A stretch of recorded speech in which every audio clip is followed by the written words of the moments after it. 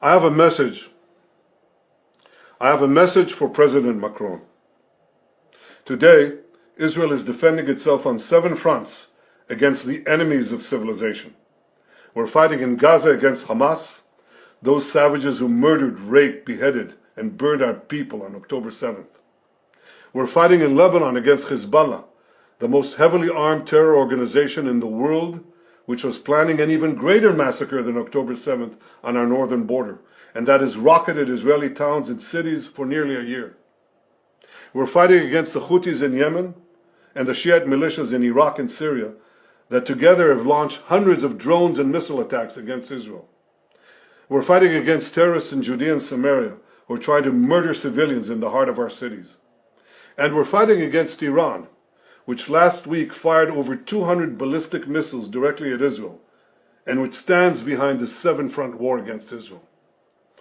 As Israel fights the forces of barbarism led by Iran, all civilized countries should be standing firmly by Israel's side.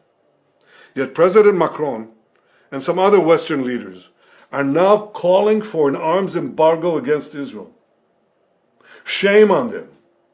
Is Iran imposing an arms embargo on Hezbollah, on the Houthis, on Hamas, and on its other proxies? Of course not.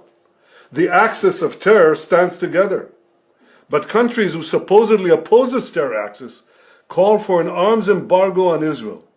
What a disgrace. Well, let me tell you this. Israel will win with or without their support.